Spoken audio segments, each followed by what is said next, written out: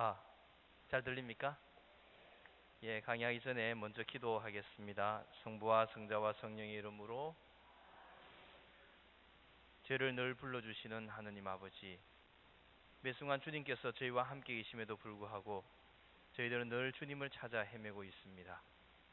오늘 이 시간을 통해서 주님께서 늘 저희와 함께 계심을 깨닫게 하게 도와주시고 늘 저희와 함께 계심을 또 내 이웃에, 내 가정에, 내 직장에도 늘 함께 계심을 저희가 깨달을 수 있는 은혜 허락하소서. 주님께서는 영원히 살아계시며 다스리시나이다.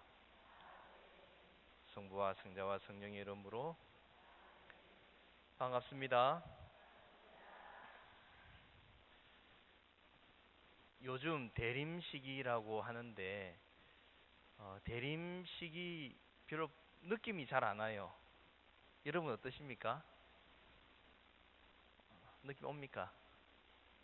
예, 본당에 있을 때는 그래도 본당 뭐 구유도 꾸미고 뭐 이런 뭐 성탄 준비를 한다고 또 판공수사 주고 이러니까 제 같은 경우에는 좀 대림절에 좀 고되게 일하라 하는구나 이런 마음이 있는데 영성관에 가 있으니까 뭐 요즘 또 영성관은 또 수리를 하고 있거든요. 내부 수리 중입니다. 그러니까 손님도 없고 예 그러다 보니까 세월 가는 게 어떻게 가는지 잘 모르겠습니다. 대림이라면은 예수님의 탄생을 기다리면서 준비하는 시기라고 우리는 그렇게 알고 있습니다. 주님을 마중 나가는 자세로 우리 삶을 다시 되새겨보고 준비해야 됩니다. 주님께서는 우리를 만나러 오시는데 우리는 무엇을 준비해서 주님께 마주 나갈까? 이것을 준비하는 게 대림시기입니다.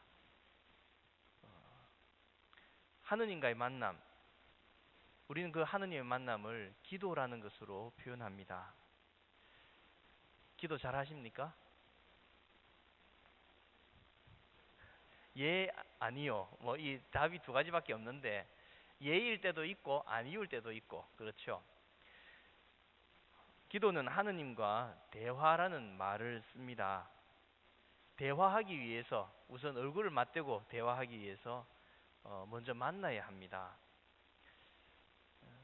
다들 주님 앞에서 기도할 때 주님께서 나와 마주하고 내 이야기를 들어주시고 당신의 이야기를 들려주시고 이런 교감을 느끼고 있습니까? 오늘은 저녁을 꿀로 드셨습니까? 다 입을 닫고 계시네요. 기도를 잘 해보는 게 우리 신앙인들의 관심사입니다. 사실은 누가 기도를 참 잘한다 하면 부럽기도 하고 그렇죠? 예. 어떻게 하면은 기도를 잘할 수 있을까? 뭐 오늘 이 점에 대해서 여러분들과 나누고 싶습니다. 하느님의 부르심에 대한 이야기를 곁들여 하면서 말씀드리겠습니다. 속으로 한번 제가 5가지 내용을 말씀드릴 텐데 속으로 나하고 해당 사항이 있다 하면은 속으로 한번 헤아려 보십시오. 기도할 때 나는 참 지루하더라. 혹시 해당 사항이 있으면 마음속으로 손을 꼽으시기 바랍니다. 나는 기도문이나 암송 기도 없이는 기도하라 하면은 하지 못한다. 자유기도 못한다 이 말입니다. 그저 기도도 신앙생활의 한 부분일 뿐이다. 나는 기도를 자주 중단한다. 기도하다가 뭐 잠깐 멈춘다 이 말입니다. 나는 기도한다 하면은 청운 기도밖에 할 줄 모른다. 자, 5가지 질문을 했습니다. 손가락이 3개 이상 접혀지신 분들이 있지요. 3개 이상 접혀졌으면은 기도를 새로 배워야 됩니다. 처음부터 뭔가 잘못 꽂혀 있습니다. 그 기도를 어떻게 하면 잘 배우느냐? 영성관으로 피정으로 오시면 됩니다. 예. 그럼 오늘은 맛배기로 여러분들에게 기도에 대한 내용을 간단하게 말씀드리겠습니다. 초보자들은 늘 기도를 배워야 하는데 신앙생활이라고 하면은 이 기도 생활의 연속이라고 볼 수 있습니다. 어떤 사람들은 기도를 뭐 참 본성적으로 잘하는 사람들이 있습니다. 가만히 앉아 있으면 바로 집중해 버리고 그죠? 정말 본성적으로 태어날 때부터 어떻게 기도 잘하게 태어났는지 잘한 사람이 있고 또 어떤 사람은 남 하는 대로 다 따라 하는 대로 그 참 잘 안 됩니다. 이런 점들을 우리가 보면서 기도의 모범은 누구에서 찾아야 되냐 하면은 성모님한테서부터 찾아야 됩니다. 성모님이 기도를 참 잘하셨어요. 하느님의 부르심에 응답하는 것이 기도입니다. 하느님께서 불러주시는데 우리가 그 부르심을 잘 몰라요. 잘 모르는데 성모님께서는 어떤 방식으로 하셨냐면 정말 엉터리 같은 이야기를 천사가 와서 이야기해 줍니다. 아기를 가져서 낳을 거다. 이런 정말 엄청난 이야기죠. 근데 성모님은 그대로 저에게 이루어지기를 바랍니다. 하느님의 말씀이라면 뭐가 되더라도 이치를 따지지 않고 받아들여 버리는 거죠. 그게 기도하는 사람의 모습입니다. 뭐가 뚝뚝 떨어지네요. 예, 성모님께서 기도하셔서 주님 종입니다 하고 입술로 고백을 했는데 무슨 현상이 일어났습니까? 뱃속에 애가 생겼습니다. 우리가 기도한다고 표현했을 때 그런 현상이 내 육신에 생기지 않는다면 우리는 입술로만 하는 기도를 하는 것이죠. 기도하고 나면은 내 육신이 변화가 일어나는 겁니다. 자세가 바뀌는 것이죠. 삶의 태도가 바뀌는 겁니다. 불평불만하는 삶에서 긍정적인 삶으로 바뀌는 것이죠. 말씀과 함께 말씀을 낳으셨던 성모님은 늘 말씀과 함께 살았고 말씀이신 예수님을 따라다녔습니다. 그 말씀이신 예수님 뒤에서 돌아가실 때까지 지켜봐야 했고 또 돌아가시고 난 다음에 남겨져 있는 제자들을 마지막까지 거두었습니다. 그리고 지금까지도 성모님께서는 우리를 거두고 계시지 않습니까? 늘 말씀과 함께 계신 성모님. 그래서 당신의 삶의 자세, 삶의 태도, 인생이 다 바뀌어버리는 그런 길을 택하게 된 것이죠. 기도의 응답에 내 육신까지 변화가 일어난다면 그는 참된 기도를 하고 있다 볼 수 있습니다. 기도를 하고 있는데도 내 입술에서 다른 사람 험담이나 욕설이 가시지 않고 기도를 하고 있는 사람이 그죠? 그런 이야기들에 민감하게 계속 반응하고 있다면 그럼 우리 아직 기도가 잘못되고 있는 것이죠. 신앙인의 삶은 바로 성모님의 모습처럼 말씀이신 예수님을 내 안에 듣고 새기는 것입니다. 그래서 씨앗이 자라나듯이 말씀이 내 안에서 자라나도록 그 터전을 마련해 두는 것이 바로 기도하는 삶이라 볼 수 있습니다. 기도를 우리가 하느님과의 만남, 대화라고 표현하는데 또 다른 내용은 기도는 하느님을 의식하는 겁니다. 의식하는 것. 이 자리 옆에 내 옆자리에 앉아 계시구나. 차를 타고 갔는데 내 옆자리에 예수님께서 앉아 계시구나. 이런 마음으로 운전하면은 조급하지 않지요. 안 그렇습니까? 좋아하는 사람하고 이야기하면서 운전해 가면은 차가 길이 좀 막혀도 별 화가 안 나요. 대답이 없으십니까? 그런 일이 없으신가요? 좋아하는 사람하고 옆에 있으면 시간 잘 가잖아요. 근데 하기 싫은 일을 하고 있을 때는 시간이 참 길게 느껴집니다. 예수님과 내가 함께 있다 하면은 사는 것이 기쁨으로 변화가 됩니다. 자매님들이 주방에서 일할 때 저도 제가 활천성당에 갔을 때 본당 회장님께서 저보고 사제간에 필요한 게 뭐가 있습니까? 해서 제가 제일 먼저 말한 게 있습니다. 딱 그것만 있으면 됩니다. 텔레비전은 원래 안 보니까 필요 없고 다 가져가시고 비디오 이런 거 있더라고요. 다 가지고 가라고. 꼭 필요한 게 뭐냐? 식기세척기입니다. 예, 설거지하는 게 제일 싫습니다. 먹는 건 어떻게 하는데 챙겨서 딱 먹는데 설거지할 때는 참 마음이 안 들. 보통 하더라도 어떤 날은 하기 싫을 때가 있어요. 그러면 기계의 힘을 딱 빌려서 하기 때문이죠. 그런 일을 한다 하더라도 내 마음속에 기도하는 마음이 늘 함께 있으면 그런 일들이 즐거움이 될 수 있습니다. 일을 하는 사람들 보면은 어떤 일을 하더라도 이렇게 막 즐겁게 일을 하는 사람이 있고 하기 싫어서 하는 것처럼 어떤 일을 할 때마다 늘 불평을 하면서 하는 사람이 있습니다. 성당 일에도 마찬가지입니다. 뭐 어떤 성당 청소한다 이러면은 어차피 할 거 막 웃으면서 하면 될 텐데 인상 푹 쓰고 다른 사람 옆에 사람 불편하게 만들면서 이렇게 하시는 분들이 있어요. 열심히 하면서도 그런 분들 있지. 자기는 아니고 옆 사람이 그러지. 다 예. 그럴 때 우리가 기도한다, 신앙생활 한다면은 그런 모습까지도 우리가 변화가 일어나야 제대로 기도한다고 볼 수 있습니다. 그래서 하느님을 의식하는 겁니다. 매 순간 24시간 그렇게 다 될 수 있으면 좋지만은 잊어버리더라도 생각날 때마다 하느님께서 내 옆에 계신다. 의식하는 것이 기도 생활입니다. 그런데 우리는 기도하는 것에 굉장히 많은 어려움을 둡니다.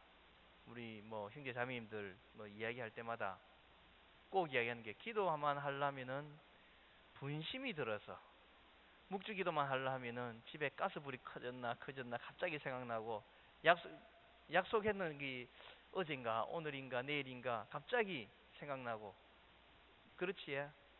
예. 저만 그런 게 아니다 이 말입니다. 모든 사람이 기도할 때 분심이라는 것 때문에 굉장히 힘들어하는 어려움이 있습니다. 기도할 때 분심 없으신 분 있습니까? 한번 손 들어보세요. 예. 분심 없는 분들은 어디에 있냐면 하늘공원 가면 다 누워 있습니다. 공동묘지 가면 누워 있습니다. 살아있는 사람은 다 분심을 합니다. 정도의 차이가 있을 뿐입니다. 뭐 이왕에 나온 김에 분심을 해결하는 방식을 알려드려야겠습니다. 분심 들 때마다 분심에 쫓겨다니면 안 됩니다. 분심이 언제 드냐면은 분심은 기도할 때만 들어요. 연속극 볼 때 분심 듭니까? 안 들지. 왜냐하면 소란하기 때문에 작은 내면의 생각, 분명히 텔레비전을 보고 있더라도 머릿속에는 많은 생각이 지나가고 있습니다. 그렇지만은 드러나지 않는 이유는 주위가 소란하니까 작은 생각들이 표시가 안 나는 거죠. 그런데 기도한다고 하면은 내면이 잠잠해졌어요. 내면이 잠잠하니까 작은 뭐 약속했던가 안 했던가 기억이 가물가물하는 것도 굉장히 크게 느껴지는 겁니다. 그때 우리가 생각을 해야 돼요. 이제 생각을 바꿔야 됩니다. 분심이 들면은 이제부터 기도할 시간이다는 겁니다. 기도를 멈출 시간이 아니라 기도할 시간이라는 겁니다. 그만큼 분심이 들 만큼 내 내면이 고요해졌다는 표시입니다. 분심을 두려워할 필요는 없습니다. 그런데 분심이 들면은 어떻게 할 것인가? 이건 잘 안 가르쳐 주는 건데 이 영성관에 와야만 내가 가르쳐 주는데 막 가까이 있으니까 말씀드릴게요. 분심이 들면은 분심을 해결하는 방식이 쉬운 방식이 있습니다. 뭐 어떤 분들은 다시 정신 차려야지 하고 머리를 흔들기도 하고 자세를 바꾸기도 하고 좀 심한 분들은 뭐 뺨을 막 때리기도 하고 이래서 분심을 내쫓으려고 애를 쓰는데 그런 방식보다 쉬운 방식은 그냥 불러주면 됩니다. 어떻게 부르냐면 분심아 이래 한번 부르면 가요. 마치 낚싯줄에 미끼가 있으면 물고기가 와서 입질을 하지 않습니까? 이 정도 상태일 때는 분심아 불러도 사라집니다. 그런데 분심에 심취해 있을 때 기도보다 분심이 재밌잖아요. 안 그렇습니까? 분심이 훨씬 재밌잖아요. 그래서 분심에 빠지면은 헤어나오지를 잘 못합니다. 꼬리에 꼬리를 물어요. 누구 갑자기 생각 못한 사람인데 뭐 강의를 듣는 중에도 저런 이야기 하니까 맞다 누구 생각이 났다. 저 사람들 어떻게 사는가? 내일 한번 전화해봐야겠다. 전화번호 잘 모르겠는데 누구한테 물어볼까? 예, 꼬리 무는 겁니다. 그 사람한테 물어보면 되겠구나. 언제 전화할까? 만나서 뭐라 이야기할까? 오늘 뭐 본당에 주일 미사 강론 때 신부님 이런 말씀해 주셨는데 이걸 좀 이야기해 줘야 되겠다. 좋은 생각에서부터 시작한 거예요. 그러다가 꼬리 물고 나면은 강론 시간 같은 때는 사도신경 바칠 때 끝납니다. 왜냐하면 분심이 훨씬 재밌습니다. 한번 그렇게 깊이 낚시 바늘에 물고기를 콱 물은 것처럼 깊이 빠져버리면 못 태어납니다. 안 빠져. 좀 기도에 그 도력이 좀 차 있는 사람은 낚시 바늘, 그 큰 물고기들 낚시 바늘 끊지 않습니까? 그처럼 딱 끊고 다시 시작할 수 있는데, 그 능력이 없는 사람들은 기도 시간 끝날 때까지 끌려다닙니다. 낚싯줄에 분심에 끌려다닙니다. 제 말 맞지? 예. 승체조비실에 가면 1시간인데 50분 동안 분심하다가 나중에 미안해가지고 그러면서 나올 때 승체조비 1시간 했다 도장 딱 찍고 나옵니다. 분심이 위험한 이유는 기도 한 줄로 착각한다는 겁니다. 분심 내에 해놓고도, 묵주기도 분심 내에 해놓고 보고할 때 5단 했다고 보고한단 말입니다. 그게 분심이 위험한 거죠. 기도 한 줄 착각하니까. 차라리 자면은 남이 봐도 자고 졸고 있고 성당에 와서, 자기가 봐도 좀 부끄럽고 성당 와서 부끄럽게 잠만 잤다, 미안한 마음이라 드는데, 분심하고 난 사람들은 미안한 줄도 모릅니다.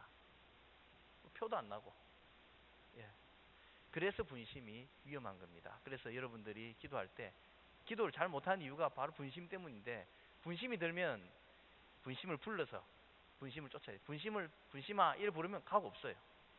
안 가면은 내가 이미 낚싯바늘 물은 겁니다. 그때는 방법이 없습니다. 벌떡 일어나서 자리를 옮겨야 됩니다. 요 성당 앞에 이쪽에 앉았다가 분심이 들면은 벌떡 일어나가 이쪽에 딱 오면은 처음부터 다시 시작입니다. 털고.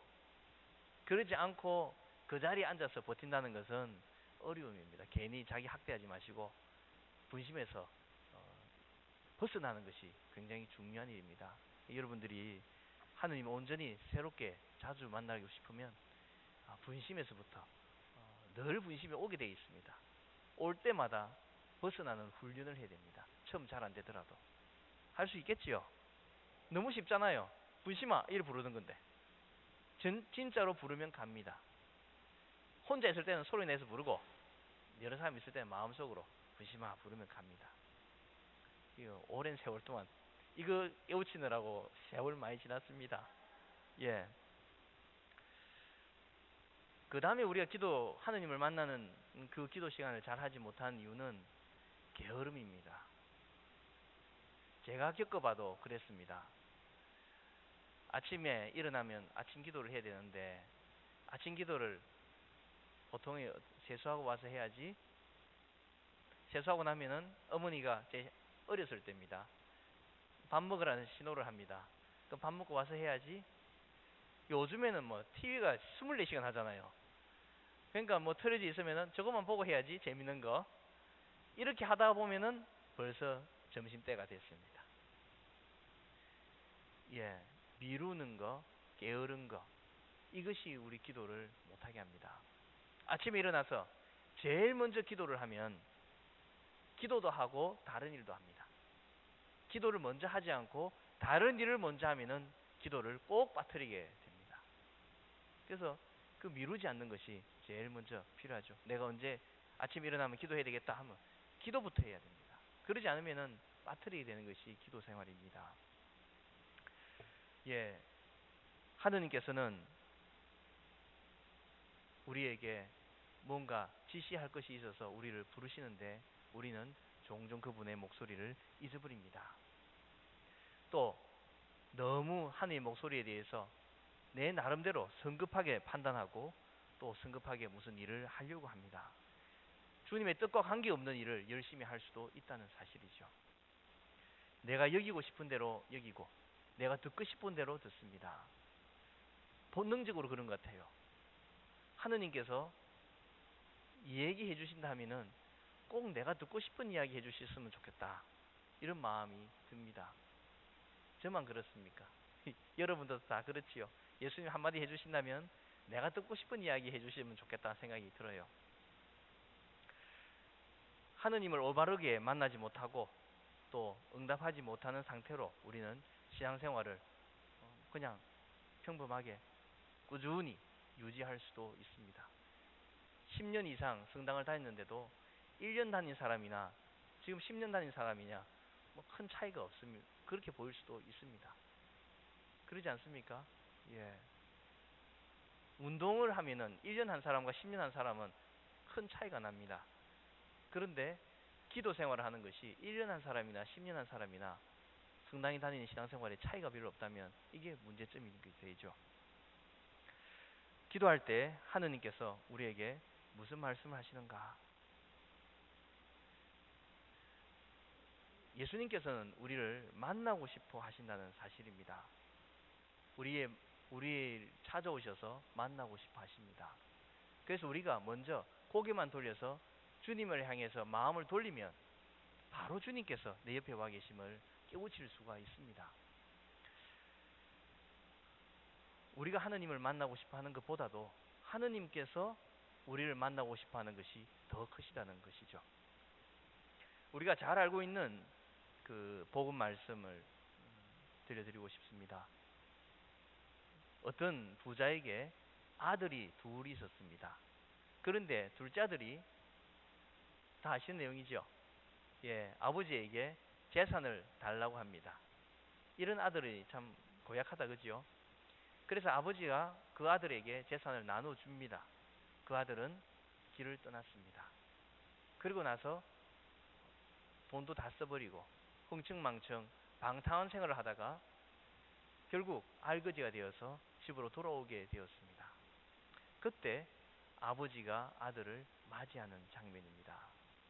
우리 뭐 그림에도 있고 여러 성화에도 있는 그림입니다. 탕자의 비유죠. 아들의 삶은 재물, 돈과 함께 이어졌습니다.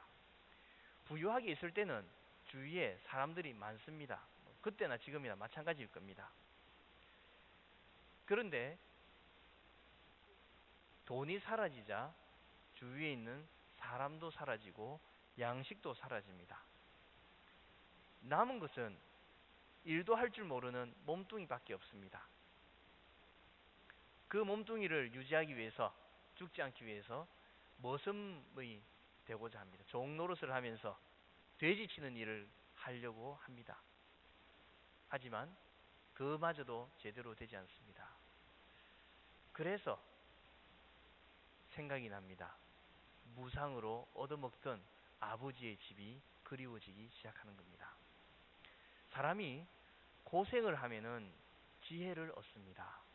그 고통을 이겨내기 위해서 공부하고 연구하고 지혜를 얻어집니다. 그래서 젊어서 고생은 스스로 하라고 그러지 않습니까? 예. 지혜를 얻기 때문입니다.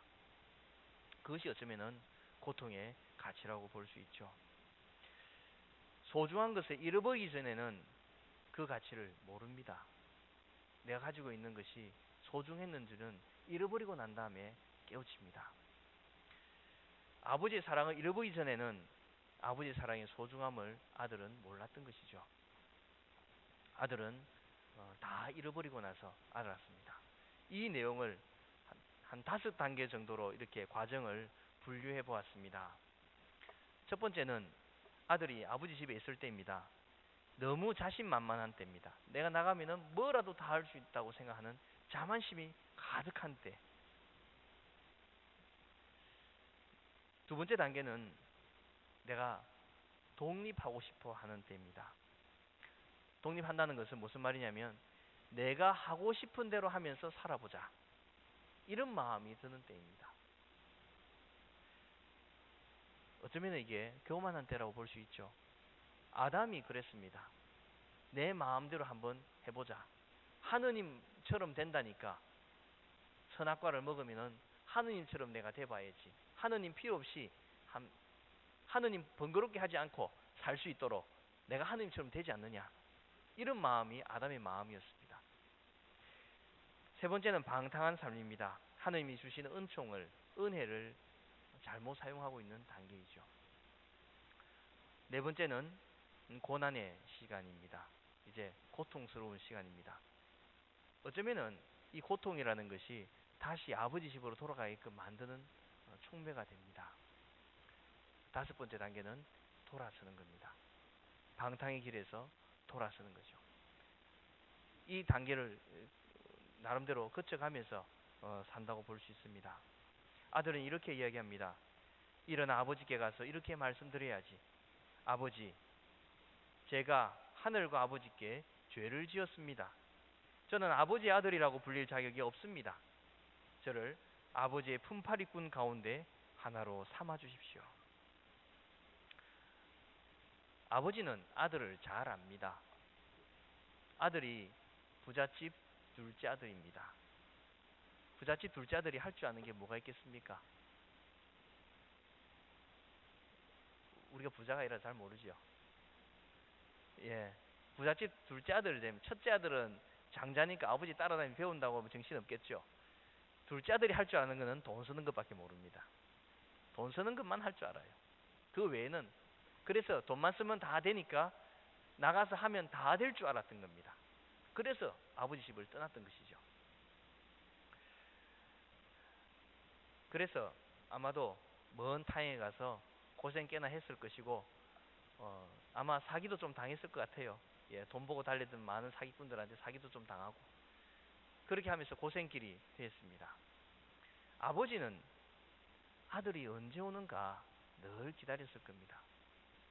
내일은 올까? 또 모레는 올까? 아버지 마음은 늘 기다리는 마음입니다. 아들은 좀 늦게 왔어요. 아마도 뭐 성세에 보더라도 지가 나름대로 집에 돌아갈 때는 뭔가 좀 잘 돼서 가야 되는데 이 모양 이 꼴로 돌아갈 수가 없다. 그래서 나름대로 좀 재기해 보려고 돼지 치는 일까지 하는데 그래도 그것을 할 수가 없었던 겁니다. 돌아가는 아들은 아버지가 보고 있다는 사실을 알지 못합니다. 성서에는 이렇게 이야기합니다. 그가 아직도 멀리 떨어져 있을 때에 아버지가 그를 보고 가엾은 마음이 들었다. 그리고 달려가 아들의 목을 껴안고 입을 맞추었다. 아들이 아버지를 발견한 것이 아니라 아버지가 아들을 발견합니다. 이 마음 아시지요? 이 부모 마음인 것 같아요. 저는 부모가 안 돼봐서. 예, 부모 역할을 하시는 분들은 이런 자녀에 대한 마음이 극진하기 때문에 흉내낼 수 없는 그 마음, 그 부모는 위대한 것입니다. 예, 아무나 되는 게 아니죠. 저 같은 사람은 못합니다. 그래서 부모의 사랑은, 사랑이란 그 마음은 부모가 자녀를 사랑하는 마음으로 표현할 수 있는데 그 마음은 하느님의 마음을 닮은 모습입니다. 여러분들이 천당에 저보다 훨씬 가까이 가 있는 겁니다. 하느님 마음을 가지고 있으니까. 예, 이 복음서를 보면 늘 생각이 납니다. 아버지는 아들을 늘 그리워하고 있었다. 언제 올려나 늘 기다리고 있었다. 그런데 아들이 예상했던 대로 완전히 망가진 모습으로 돌아왔다. 아버지는 아들에게 달려가서 안아주고 완전히 거지가 된 아들을 또 부잣집 아들로 환원시켜 줍니다. 아버지와 아버지의 용서와 사랑이죠. 자식에게 이기는 부모가 없지요? 요즘 이깁니까? 저희 아버지 어머니는 못 이깁니다. 제가 하고자 하는 대로 다 했어요, 결국. 예, 부모는 자식을 못 이깁니다. 어떡하겠습니까? 뭐 다시 뱃속에 다시 집어넣을 수 있지 않는 이상은 할 수 없는 방식이죠. 아버지는 그렇게 용서와 사랑으로 아들을 먼저 감싸줍니다. 아들이 돌아오려고 마음 먹었던 그 순간부터 이미 아버지의 용서를 받은 것입니다. 가장 우리에게 참 뜨거운 마음으로 다가오는 부분입니다. 우리가 아버지께 마음만 돌리기만 한다면, 기도하기 위해서 기도서만 펼치더라도 이미 하느님은 나를 기다리셨기 때문에 안아주시고 받아주신다는 사실입니다. 기다리고 계셨다는 사실이 더 중요합니다. 내가 기도를 하겠다고 자리에 앉는 것을 기다리고 있는 것이죠. 세상살이에서 돌아와서 주님 앞에서 이렇게 앉을 수 있는 시간을 가지는 것. 예, 얼마 전에 독서를 읽다가 이런 묵상을 하게 되었습니다. 다니엘서 평일미사 때 다니엘서를 쭉 읽었었는데 이런 묵상을 하게 되었습니다. 다니엘이 뭐 똑똑하니까 식민지 사람이지만은 뽑혀서 왕 그 궁에 들어가서 뭐 보조 일을 배우게 되는 것입니다.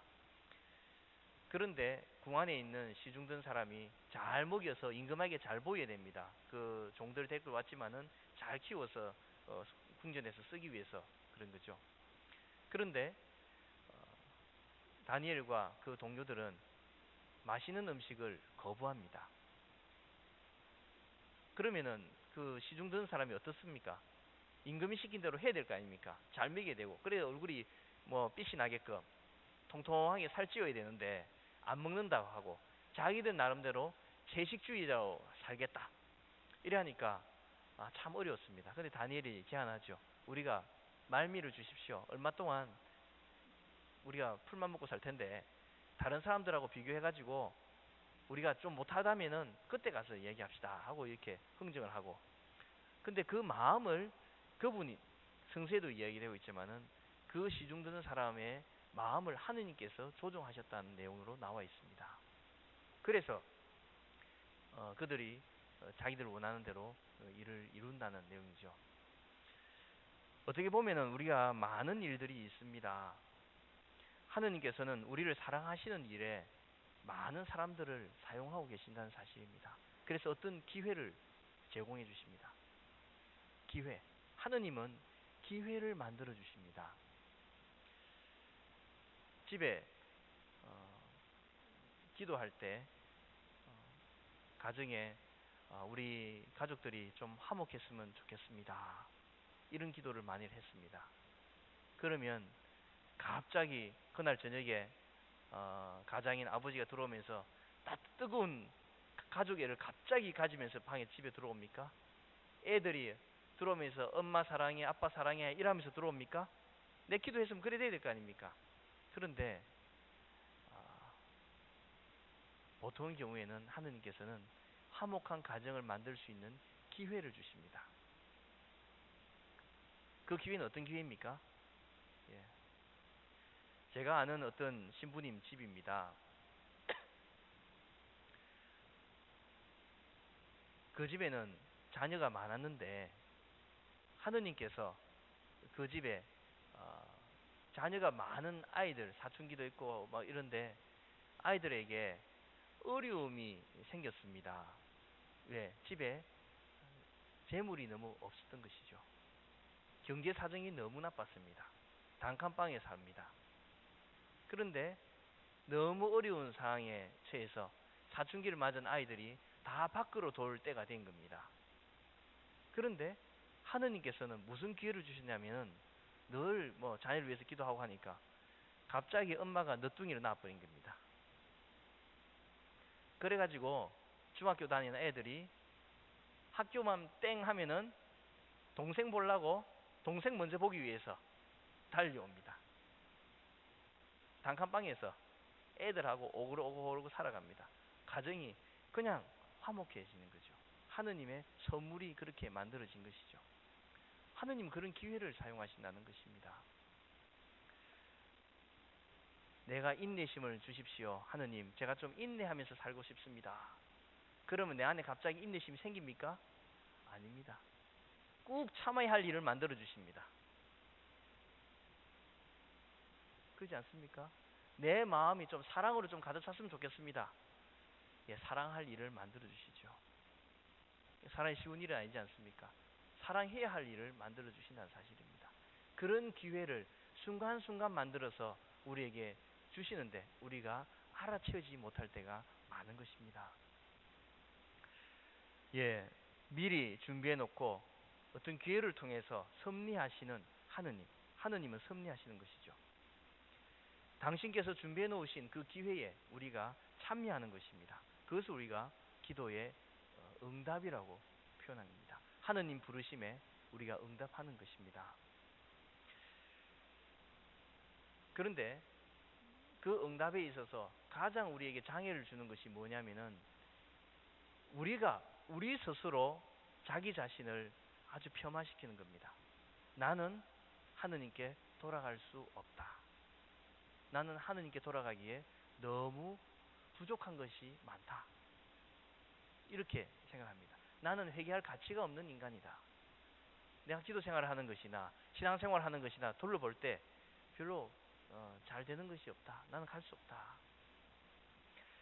얼마 전에 제가 창세기를 읽으면서 이 대목에서 참 많은 감동을 느꼈습니다. 아담이 범죄하고 난 다음에 숨었습니다. 하느님께서 정원을 거니시는 것을, 동산을 거니시는 것을 보고 아담이 숨었습니다. 바위 뒤에 숨었죠. 하느님께서 네가 알몸이라고 누가 일러주더냐. 복음 그 성경 내용 그대로입니다. 알몸이라고 누가 일러주더냐. 알몸이라는 그 표현은 부끄러움이라고 표현으로 볼 수 있습니다. 네가 부끄러운 존재라고, 네가 죄에 많아서 구제불능이라고 누가 일러주더냐. 하느님은 그것에 개의치 않겠다는 표현입니다. 우리가 나는 기도 생활을 해도 신앙생활을 좀 했지만은 발전 가능성이 없다. 이런 마음이 들 때 하느님께 다가갈 수 없도록 우리를 만드는 것이죠. 그때마다 기억해야 됩니다. 누가 알몸이라고 일러주더냐. 하느님은 나를 가장 귀한 존재로 생각하신다는 것입니다. 네 어미가 너를 잊는다 할지라도 나는 결코 너를 잊지 않는다. 이것이 하느님의 모습입니다. 예, 하느님께서는 우리를 돌아온 아들처럼 그렇게 돌봐주시기에 우리가 우리의 가는 방향에서 몸을 돌려서 하느님께로만 돌린다면 모든 것이 하느님께서 해결해 주신다는 사실입니다. 예, 요즘 대림식입니다. 대림식 연말 연시에 맞이해서 대림시기를 지내는데 하느님께서 우리를 맞이하기 위해서 오시는 시기인데 우리가 나아가면서 좀 세상이 너무 이렇게 혼탁하다 보니까 참 어려움이 참 많습니다. 12월 17일부터 25일까지는 교회가 성탄절을 맞이하는 9일 기도 시간입니다. 그래서 미사경본이나 이런 것이 1부, 2부로 대림이 딱 갈라집니다. 1부에는 16일까지죠. 16일까지는 재림온 하느님 그런 모습에 있지만은 2부부터는 곧 태어나실 예수님에 대한 이야기로 전환됩니다. 그래서 곧 구세주의 강생이 가까웠다 하고 기도하라고, 깨어서 기도하라고 이야기하고 있는데 뭐 오늘 이 자리에 오신 분들은 관계없겠지만은 뭐 막년에 약속이 많아가지고 성탄 전에 뭐 1년 먹을 술에 3분의 1은 먹어버리고 그러지 않습니까? 그런 경우들이 참 많아요. 다가오시는 예수님을 만나러 가야 하는데 우리는 그 만나러 가는 일보다 더 다른 일들에 마음을 쓴다는 사실입니다. 예, 요즘은 사람들이 기다릴 줄 모릅니다. 여러분 잘 기다리십니까? 휴대폰 안 받으면은 막 열나지야. 막 2번씩 3번씩 막 하고. 저는 전화를 잘 안 받습니다. 잘 안 들고 다니니까. 그리고 뭐 있을 때 전화 오면은 꼭 받습니다. 그런데 잘 안 들고 다니기 때문에 잘 못 받을 때가 많이 있습니다. 특히 제가 영성관에 있는데 아침에는 기도할 시간이 있습니다. 미사도 해야 되니까 아침 일찍 성당에 내려갈 때는 안 들고 갑니다. 그리고 돌아와서 내 방에 올 때까지 아무리 울려도 저는 모르는 일입니다. 뭐 그냥 그게 이제 습관이 돼요. 내가 주님께 갈 때는 가져가지 않는다. 오늘 이 성당에 들어올 때 보니까 계단에 주님 성당에 들어올 때는 휴대폰을 끄라고 해놨습니다. 예. 뭐 그렇게 해야 되죠. 내가 주님을 만나러 갈 때 자세이죠. 기다릴 줄 모르는 현 시대를 살아가는 사람들입니다. 그래서 기도의 응답도 즉각 돼야 되는데 즉각 안 되니까 우리가 하느님이 내 기도 안 들어주신다 그렇게 얘기할 수도 있습니다. 그래서 하느님께 우리가 기도할 때 그런 부분들이 좀 잘못되었다고 볼 수 있습니다. 하느님은 언제나 어떤 기회를 통해서 나를 늘 부르고 계신다. 이것을 꼭 기억해야 됩니다. 우리가 단지 알아채지 못할 뿐이죠. 예, 어떤 기회를 통해서 부르시는가? 제가 제 이야기를 좀 해드리겠습니다. 어떻게 불러주시는가? 제가 신부가 된 지 올해 21년째입니다. 좀 됐지, 예? 강산이 2번이 바뀌었는가 봅니다. 그래서 간혹 한 번씩 이렇게 떠올립니다. 내가 어쩌다가 신부가 됐지? 가만히 생각해보면 너무 신기하거든요. 하느님께서 섭리하시는 일이 참으로 놀랍구나, 이런 생각이 듭니다. 제가 중학교 다닐 때 저희 사촌 누나가 저한테 책을 한 권 줬습니다. 그때 제가 받은 책입니다. 제가 들고 왔어요. 너무 소중하기 때문에 제가 아직도 들고 있더라고요. 책 제목이, 요즘 이런 책이 안 나올 겁니다. 이런 낡은 책인데, 순교자들의 신앙입니다. 제 사촌 누나가 중학교 다니는 저에게 주신 겁니다. 예, 이 책이 굉장히 오래전에 나온 책인데, 박도식 신부님께서 쓰신 순교자들의 신앙이란 책이었어요. 제가 그 책을 읽으면서 참 그 시대에, 오늘 제가 이 책꽂이에서 뽑아가지고 보니까 옛날 그 느낌은 안 듭디다. 그런데 그때는 굉장히 제 마음에 와닿은 것이 많습니다. 어떤 마음이 들었냐면, 이 세상살이에 덧없음, 중학생이. 그런데 그럴 만한 이유가, 그 당시에 저희 집이 겪고 있는 형편이 그랬습니다. 아버지 하시던 사업이 잘 안 돼가지고 아주 경제적으로 어려운 상황이 됐습니다. 경제적으로 어려운 상황이 되면은 주위에 많이 와글와글 하던 친척들도 다 어디 가고 없고, 그지요? 예, 친구들도 잘 없습니다. 늘 옆에 항상 있어주겠다는 사람들도 다 없어지고, 가만히 보니까 우리 가족밖에 없습니다. 정말로 할 일이 없어가지고 저녁마다 가족들이 모여서 기도했습니다. 저희 집에 아버지 어머니하고 4남매입니다. 누나 2, 여동생 1, 저 가운데 있습니다. 그래서 6명이서 저녁 8시만 되면은 기도합니다. 저녁 8시에 뭐 할 일이 없었어요. 만날 사람도 없고. 그래서 항상 그 시간만 되면은 기도하기 위해서 다 모여서 기도했습니다. 하느님께서는 그런 가족 기도를 들어주시던가 봐요. 예, 뭐 이 내용은 또 다음 기회에 또 하도록 하죠. 순교자들의 신앙이란 책을 읽었을 당시 제가 겪고 있었던 상황이, 세상살이가 의리 같은 게 별로 없더라. 돈 앞에서는 사람이 다 달라지는 것 같다. 뭐 이런 걸 많이 느꼈고 있었습니다. 그때 제가 느꼈던 것이 있습니다. 성서구절이죠. 밀알 하나가 땅에 떨어져 죽지 않으면 하나뿐이고 죽으면 많은 열매를 맺는다. 요한복음 12장에 나오는 대목인데, 이 책의 주제이기도 했습니다. 순교자들이 바로 그런 씨앗과 같은 것이다. 저는 그때 이런 묵상을 했었습니다. 우리 인생, 죽어서 가는 영원한 세상을 바다의 해운대 백사장의 모래알과 같은 세상이라고 본다면, 모래알 하나를 하나를 우리 인생으로 1년씩이라 본다면, 내 인생은 무수한 그 바닷가의 백사장에 한 줌이 아니라 한 번 찝으면 100개 넘습니다. 이 모래알보다도 작은 인생이다. 영원이란 숫자에 놓고 볼 때 내 인생은 아무것도 아니구나. 순간 선택을 해야 됩니다. 이 한 줌을 선택할 것인가, 영원을 선택할 것인가. 그래서 제가 순교하는 길이 가장 좋은 길이다. 순교할 수 있는 길이 무엇일까? 그때부터 생각이 그곳에 미쳤습니다. 영원한 영혼을 택해야 하니까. 이 책의 결론부에 보면 그 비슷한 내용이 나옵니다. 그래서 제 마음속에서 그런 열정이 생겼죠. 이 책을 보면서.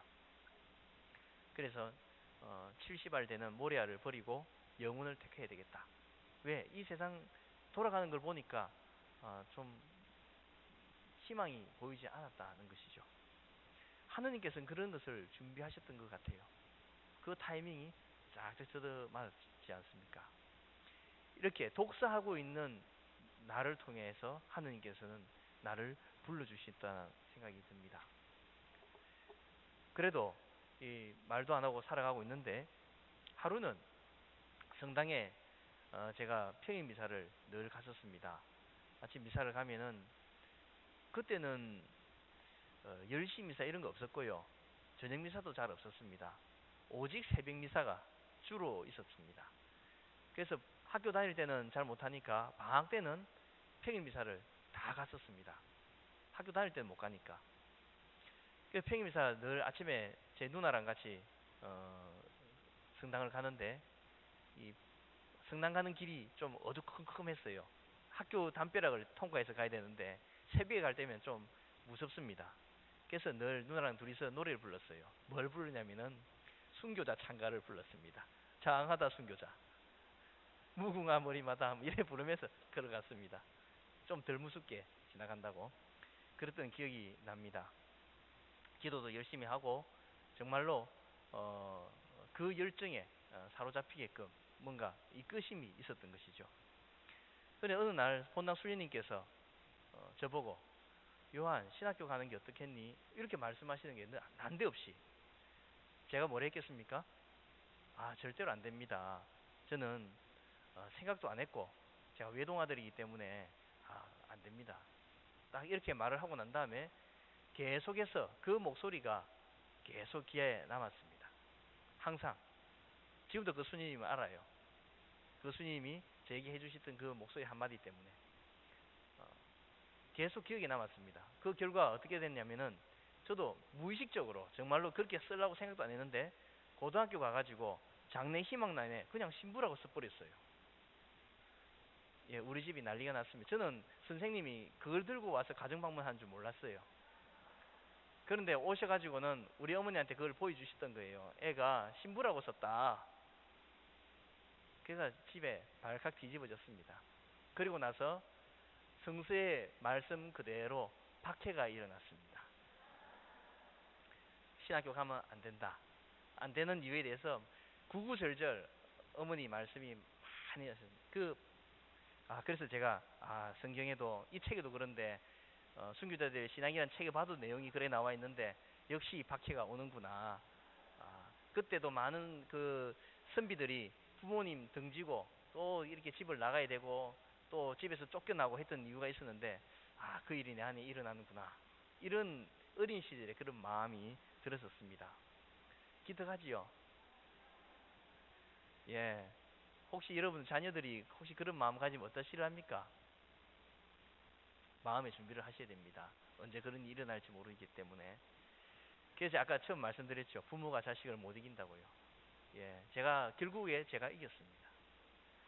네. 그 과정이 조금 더 깁니다. 예. 저는 모르게 예비신학교에 등록을 했습니다. 아무도 모르게 등록을 딱 했는데 저희 본당에 다니는 청년이 어쩌다가 카톨릭 센터에 와서 제가 그곳에 등록하는 것을 목격하게 된 겁니다.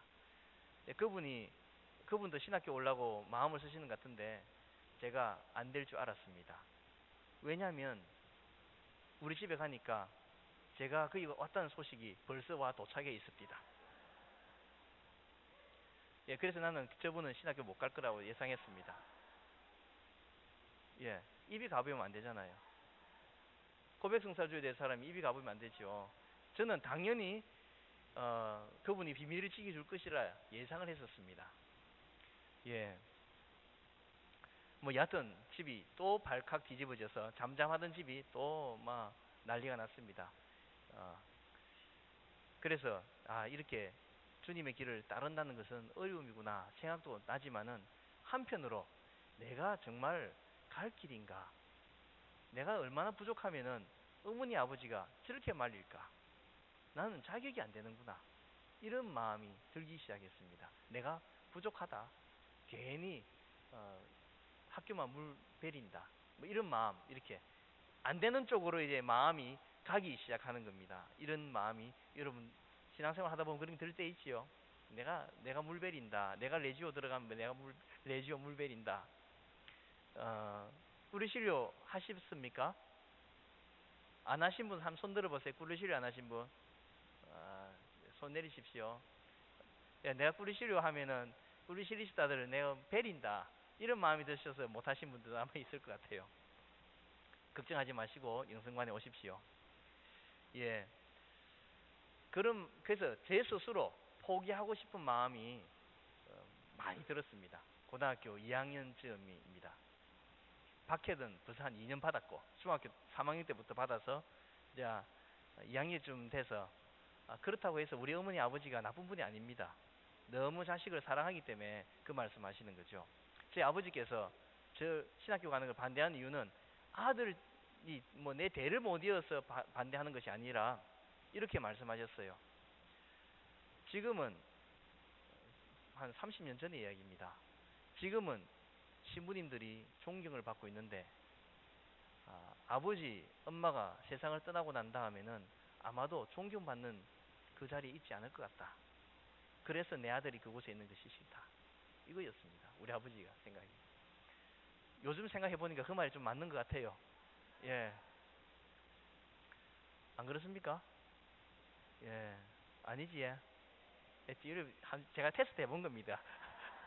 어떠신가? 예. 보이지 않는 반대의 손에 몇 해를 지내면서 제 열정도 식어가고 제가 쟤를 보더라도 나는 안 될 것 같다는 생각도 들고 그래서 이렇게 내가 교만해서 이 길을 탐하고 있었던 거구나. 나 정신 차려야지 하고 마음을 바꾸어 먹고 있을 즈음입니다. 하느님께서는 어떤 기회를 또 저에게 제공해 주셨습니다. 무슨 기회냐면은 예, 저에게 고통을 주셨습니다. 무슨 고통을 주시냐면은 병이 났어요. 병이 나도 지금은 멀쩡한데 그 당시에는 이렇게 멀쩡하지 않았습니다. 제가 신학교 졸업할 때까지도 몸무게가 50kg를 못 넘었습니다. 예. 전에 옛날에 뭐 이해창 씨 아들이 몸무게 43kg로 군 면제됐다고 얘기 나오죠. 예. 제가 그 사람 그 아들보다 제가 키가 큰데 제 몸무게가 44kg였습니다. 군대 신체 검사 받을 때. 저 면제 받았어요. 그래 시끄러웠는데 저는 그 이해를 했습니다. 예. 그 정도로 몸이 안 좋아질 수 있는 상황이 제 고등학교 때 일어났습니다. 그때는 반대였습니다. 몸무게가 지금보다도 더 많이 나갔습니다. 고등학교 때 갑자기. 그래서 제가 생각할 때 몸이 참 좋아지고 튼튼해지는구나. 온몸이 다 근육덩어리가 되는 줄 알았습니다. 그런데 그것이 아니라 병이 나서 그렇게 부어 있었다는 사실입니다.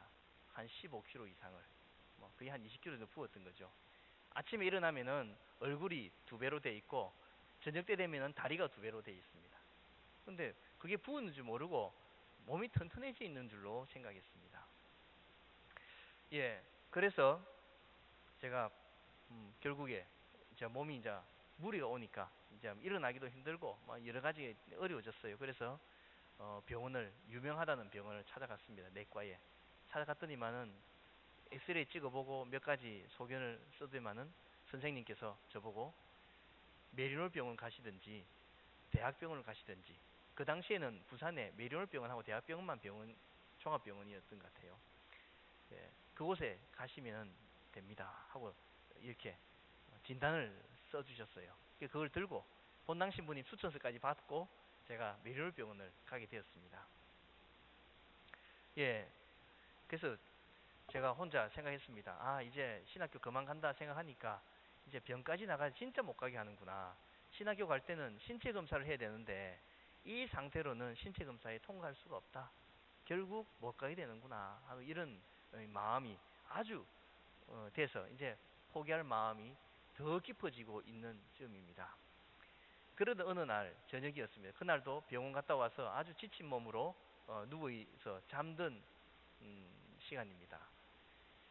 제가 잠든 줄 알고 우리 어머니 아버지가 두 분이서 대화를 하셨어요. 진지하게. 저는 잠들지 않았습니다. 이 사실을 우리 어머니 아버지는 지금도 모릅니다. 혹시 우리 어머니 아시는 분들은 말씀하시면 안 돼요. 예, 아버지 어머니 두 분이서 하시는 말씀이 뭐냐면은, 그때도 역시 가세가 많이 기울어져 있는 상황이라 어려웠죠. 그때 아버지께서 집 팔고 애 치료하는데 다 쓰자, 이런 말씀을 하셨어요. 그 외에도 더 많은 이야기를 하셨지만, 제가 누워서 잠든 척 하고 있으면서 그 이야기를 듣고 있는데 내내 미치겠다는 마음이 들었습니다. 예. 나 하나로 인해서 전 가족을 아주 힘든 상황에 지금도 힘들게 몇 년을 살았는데 더 힘든 상황으로 갈 수밖에 없는가. 그래서 제가 속으로 기도를 했죠. 예수님께 흥정을 했습니다. 제가 마음을 고쳐먹고 신학교 가서 신부 될 테니까 병을 나서 주십시오. 아주 간절한 마음으로 기도를 했습니다. 예, 그렇게 기도한 후 며칠 얼마 지나지 않았습니다. 저희 본당에 어머니께서 반장으로 일하고 계셨어요. 본당 반장. 요즘은 구역장인데 저희 몇 볼록 안 떨어진 곳에 왕반장님이 또 계셨어요. 예, 반장님들의 반장. 예, 요즘 말하면 구역장입니다. 우리가 그때는 왕반장님이라 불렀어요. 그분하고 우리 어머니하고 굉장히 가까웠어요. 그런데 그 집에도 제 또래 애가 있었는데 류마티스 때문에 학교를 못 가고 있었어요. 너무 아파서. 그래서 어떤 수녀님께, 제가 누군지 모릅니다. 그 어떤 수녀님께서 본당에 열심한 집 애들이 둘이가 아프다고 하니까 바하느에서 그 가난한 자의 어머니, 바하느 성모님 있죠. 이건 파티마 성모님인데 이렇게 손 모으고 계신 성모님 있어요. 그 성모님 발현하신 곳에서 누가 성수를 떠다 줬다고 바카스 병보다 작은 병에 가져왔어요. 그 아들 둘이 나눠 먹으라고. 둘이 아프니까. 그래가지고 제가 소주잔으로 한 잔 먹고 그 집 왕반장님 아들이 소주잔으로 한 잔 먹었습니다. 예. 그리고는 제가 신체 검사를 했는데 안 나타났습니다. 분명히 나타나야 되는데 나타나지 않고 그냥 지나갔습니다. 통과했죠. 성수를 마셔서 그런지 여하튼 예수님과의 내가 흥정해서 결과물이 나타났는지 하느님께서는 그렇게 저를 이끌어 주셨던 것입니다. 예, 저랑 물 나눠 먹은 그 친구도 신학교 갈 생각이 없었는데 마감 전날 신학교 원서 넣었습니다. 갑자기. 그래가지고 신부가 됐습니다. 예, 그래서 지금 신학교에 영성지도 하고 있습니다. 제가 신학교 있다가 영성관 가고 그 친구가 제 자리에 와서 또 영성지도 하고 있습니다.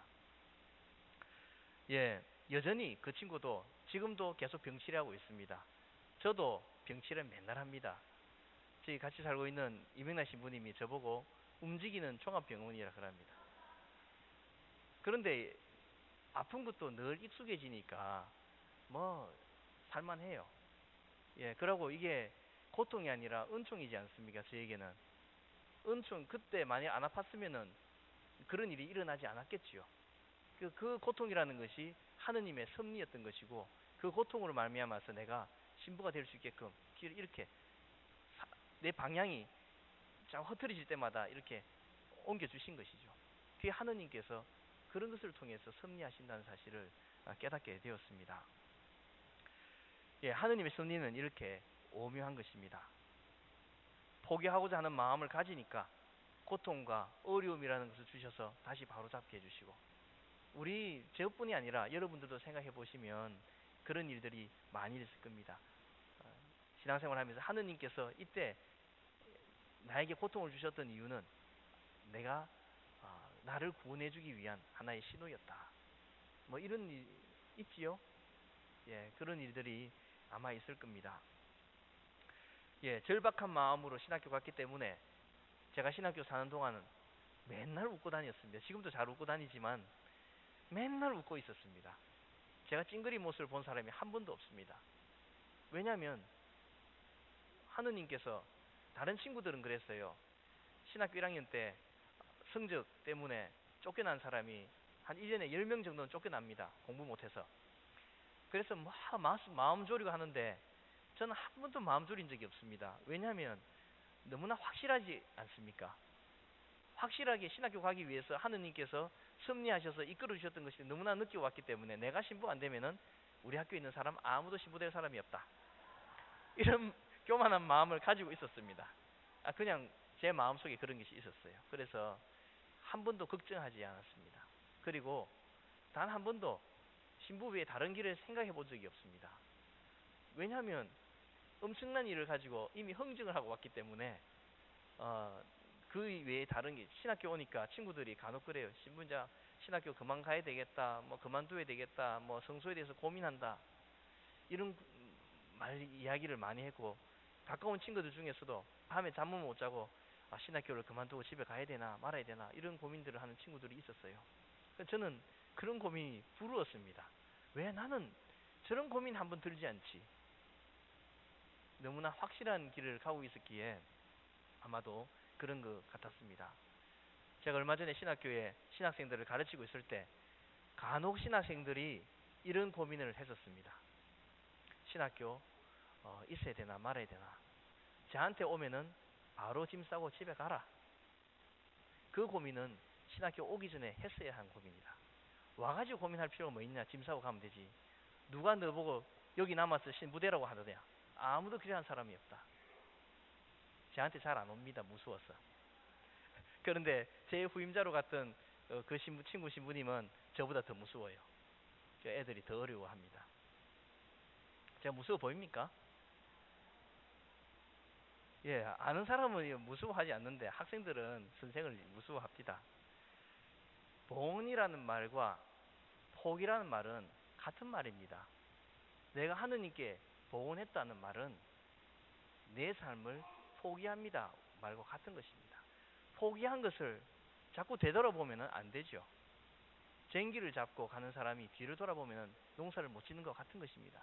이미 성서의 말씀대로 보고 싶은 마음이 있어도 보지 않도록 하는 것이 그 길을 가는 자세라고 보기 때문입니다.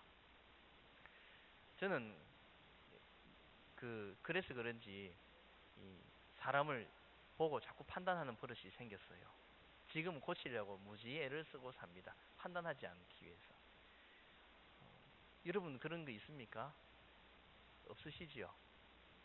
간혹 저는 이런 생각이 들 때 있습니다. 저 사람은 안 돼. 꽃표야. 이런 마음 들 때가 있거든요. 그런데 그런 마음이 들면은 그 사람이 잘 안 됩니다. 신학생 때 그런 꽃표 친 사람은 다 신학교 나가더라고요. 제가 왜 그런 마음을 고쳤냐면은 제가 제 자신을 보고 꽃표 치고 싶을 때가 있었습니다. 너무 무서워서 이제는 다른 사람도 꽃표 치지 말자 이런 마음을 가졌어요. 그러고 나니까 그런 마음을 가지고 노력하니까 정말 그런 마음이 좀 해방되는 것을 같았습니다. 이야기가 좀 벗어났는데요. 하느님의 부르심은 이런 방식으로 늘 우리에게 옵니다. 우리도 모르는 사이에 이렇게 많은 시간들 속에서 하느님은 부르고 계신데 우리가 모르고 지나갈 때가 많았던 것이죠. 여러분들도 아마 생각해 보면은 순간순간 하느님 도움 없으면은 정말 큰일 날 뻔했구나 하는 생각이 들 때가 있을 겁니다. 오늘 이 순간도 하느님은 우리를 기다리고 부르시고 계십니다. 그러면 잠깐 눈을 한번 감아 보시겠습니까?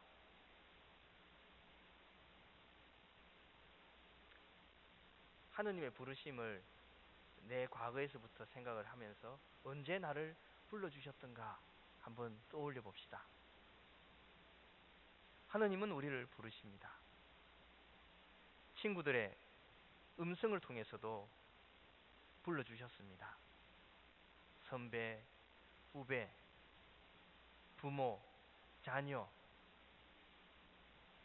형제들, 혹 성당이나 성당에서 성직자나 수도자의 음성을 통해서도 우리를 불러주셨습니다. 얼마나 많은 순간순간을 지켜주시고 안내해 주셨는지 또 얼마나 많은 시간들을 그 내용들을 다 잊어버리고 살았는지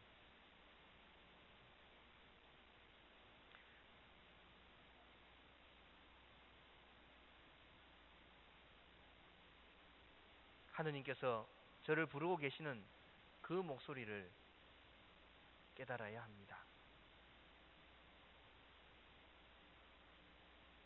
부르심에 예하고 응답하는 용기를 가지도록 합시다. 이제 눈을 뜨십시오. 이 순간에도 하느님께서는 우리를 부르십니다. 순간순간 내 마음을 통해서 오늘부터는 이렇게 해야지 결심하는 것을 통해서도 부르십니다. 대림 시기 동안에 뭐 절제 같은 거 하십니까? 대답이 없으시네요. 저는 하나를 하는데 제가 뭐 하나 중독된 게 있습니다. 뭐 중독되어 있냐면은 커피에 중독이 되어 있습니다. 예, 자다가도 커피 마시고 또 잘 수 있는 사람입니다. 예, 커피에 중독되어 있는데 꼭 대림절만큼은 커피를 끊습니다. 그러면 한 며칠 동안은 제가 제정신이 아닙니다. 몸이 아파서 온몸이 아프고 이게 금단 현상이 일어납니다. 그런데 좀 며칠 지나고 나면은 또 괜찮아져요. 예, 그리고 이제 성탄절까지 이렇게 가게 되는데 그냥 기도하는 마음으로 내가 주님께 기다리면서 내가 뭐 하나 바치고 싶은 게 있는데 뭐 하나 바칠까 고민하니까 내가 제일 좋아하는 게 커피라. 그래서 커피를 뭐 한번 끊어보자 한 것이 지금 수년째 대림 시기만 끊습니다. 사순 시기는 너무 길어서 예수님께 다른 거 하겠다고 하고 못 끊고 솔직히 대림 시기밖에 못 끊습니다. 예, 뭐 그런 제가 이 말씀 드리는 순간에 내 마음, 여러분들 마음 속에서 나는 뭘 끊어볼까 하는 부르심이 일어났을 수 있습니다. 그 성령의 부르심입니다. 우리가 잘못을 저지를 때 꼭 생각나는 것이 있습니다. 부르심. 할까 말까 부르심 있습니다. 죄되는 일을 해야 될 때는 할까 말까 망설이면 부르심이 꼭 있습니다. 그 부르심을 응답하는 것이죠. 매 순간 하느님께서는 우리를 부르십니다. 오늘 저의 목소리를 통해서도 불러주실 것이고 또 여러 동료들의 목소리, 본당의 신부님 목소리를 통해서도 불러주십니다. 먼저 다가오시는 하느님을 느끼고 응답하는 것이 신앙인입니다. 부르시는 하느님께 응답하는 것. 예, 그 응답하는 것이 기도하는 삶이라고 볼 수 있습니다. 예, 마지막으로 좋은 글귀가 있어서 여러분들께 알려드리고 강의를 마치겠습니다. 제목은 기도하십시오. 기도하십시오. 마지 못해서라도 기도하십시오. 우리 몸에 피가 한 방울이라도 남아있을 때까지 선과 악의 싸움은 계속될 것입니다. 많이 기도하는 사람은 구원을 받습니다. 적게 기도하는 사람은 위태롭습니다. 그리고 기도하지 않는 사람은 벌 받을 것입니다. 의지를 보시고 상을 주시는 것이지 감정이 중요한 것은 아닙니다.